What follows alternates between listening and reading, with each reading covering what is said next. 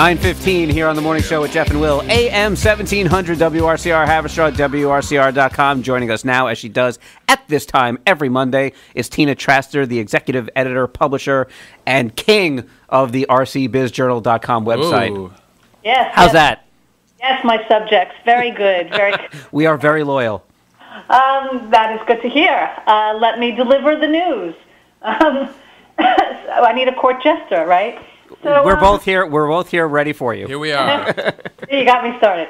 Okay.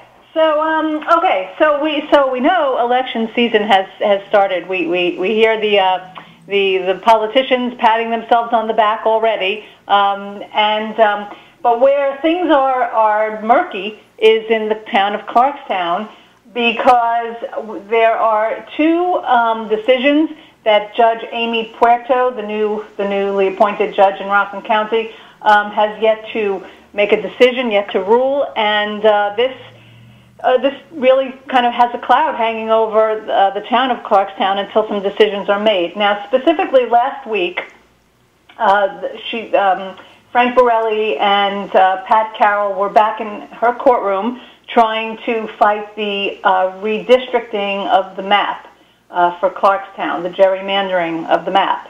And the judge, after going into private chambers, which seems to be the protocol these days, which editorial aside is, I think, unfortunate. But anyway, she came back with a schedule of dates to rule on this redistricting of the map and put a target date of March 17th for an answer. Now, let's just put this in context and say what this means. So the the opening date to collect signatures to run was the 28th of February.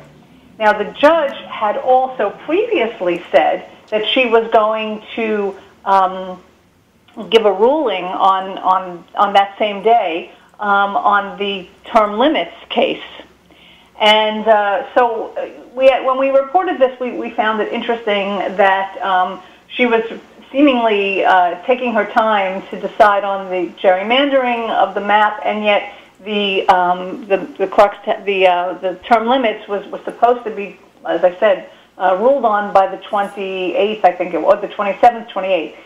So it turns out that she has not ruled, and there is now a hearing later this week, toward the end of the week, on this subject in Clarkstown. And so it just remains uncertain as to whether or not Frank Borelli and Councilman Carroll are going to be now put together and share Ward 4, or whether Borelli will maintain his Ward number 1, or whether there will be a new candidate for Ward 1, and whether or not there's going to be term limits, so whether or not Mr. Homan gets to run for supervisor again or not. So many questions. So many questions.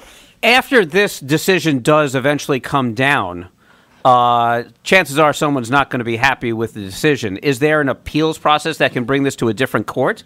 Yes. I actually spoke to a few attorneys last week because I myself had that same question. I thought, does it end here in Amy Puerto's court? And one attorney who's been around for a really long time and who's been kind of in the mix of Clarkstown and in the political scene said to me, his prediction was, well, the map may sit and the term limits may go away at this lower court. He said, but both are going to end up being decided in the appeals court.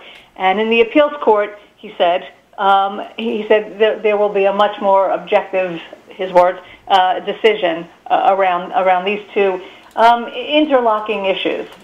So strap up, because I don't know how this is going to work if Clarkstown goes through an election, but at the same time it's in the process of an appeal. This attorney, when I asked him that, I said, but these things unravel quickly. He said that the appeals court would attend to this instantly. I'm not a lawyer. He is. So that's the prediction there, is that this will probably wind its way to the appeals court.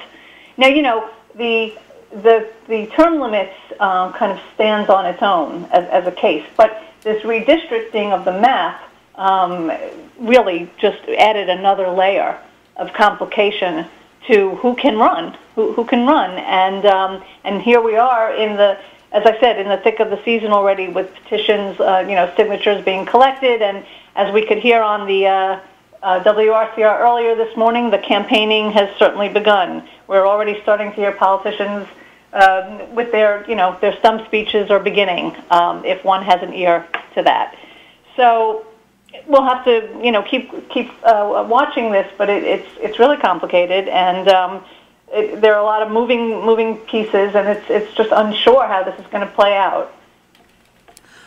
Do you see that with the maps? Is this, for those who don't know, is this generated from the maps that were redone because of the census in 2020? And are these based on the same maps that the legislature has approved, or is it from the same process? How does that all work together? Yeah, so this, and even what the state, like what the state did with the Assembly and the Congress, I mean, this is all working together because of the census in 2020, correct? Yeah. So every 10 years, districts, they go back and they take a look at their maps, and there has to be a population distribution that's largely equal among its congressional districts or wards.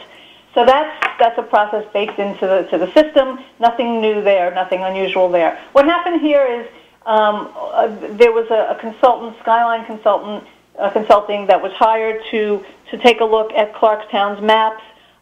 They had produced 3 different maps. First of all, even if Clarkstown did not adopt the new map, the proportion of its population was still within a 5% margin. So it met that criteria anyway. But this consultant had drawn 3 different maps that would have moved the districts around, in 3 different ways, and those maps just sat until December, and then the process was started like 6 months prior to December, and then nothing was ever heard. And then all of a sudden, a couple of weeks after the whole brouhaha over the over the term limits started, then apparently or allegedly, Supervisor Homan reached back out to Skyline Consulting. A new map was drawn, a 4th map now. This was news to, I think, most of the council members, if not all. And this new map, lo and behold, it redrew the lines in a way that Frank Borelli's district suddenly became District 4, which he would share with Patrick Carroll, and District 1 would be open for play. Now, in the lawsuit, Borelli and Carroll allege that this has been done in retaliation for their lack of support to Homan on term limits. And there's a secondary issue here, which is, I don't know, it's kind of interesting, and that is that the I guess it's a hamlet of Central Nyack, which is the most diverse part of Clarkstown and has probably the greatest concentration of the African American population. That district has been split in 2, so 900 of that population will now go into a different ward, and that community is really upset over this as well. They say they were never consulted, and I guess they feel that this was just not well thought out and not I don't know. They're quite upset, and that's part of the lawsuit. So we'll see what happens.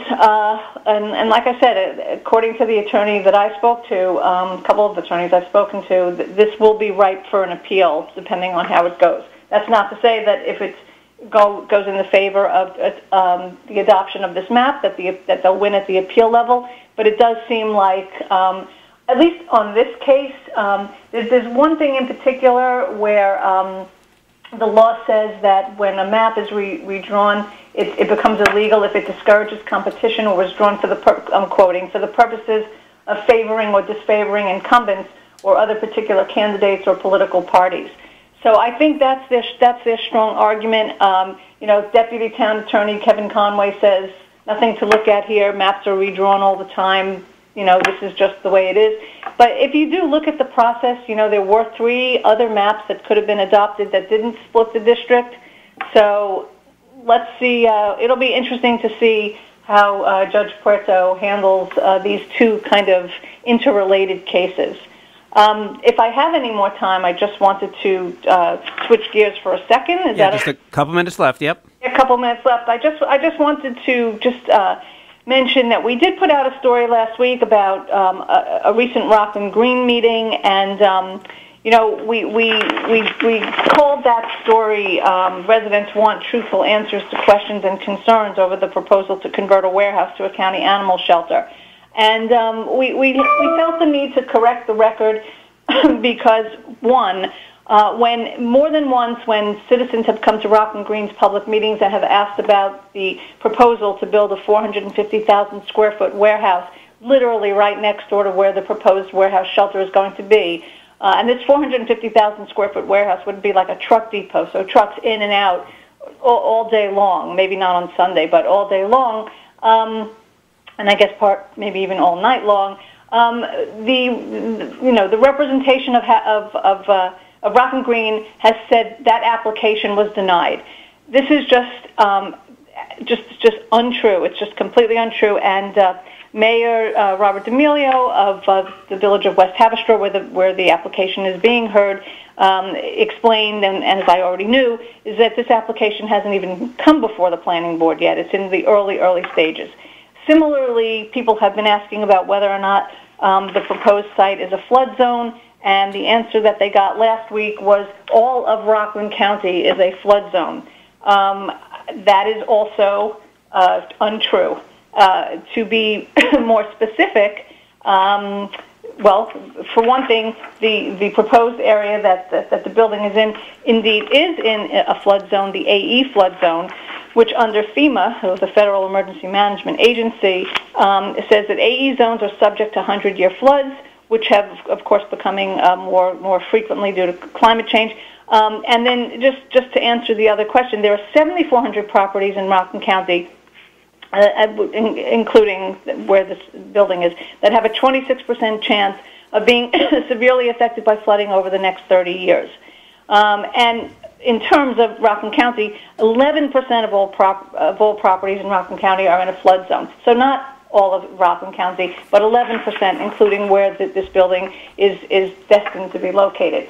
So just truth matters, and when we see that it is not being told, where possible, we're going to correct the record. And that is what you do, and you do that all the time on rcbizjournal.com. Tina, thank you so much for joining us as always. We will talk to you again next Monday. Okay, have a great week. Thanks, you too.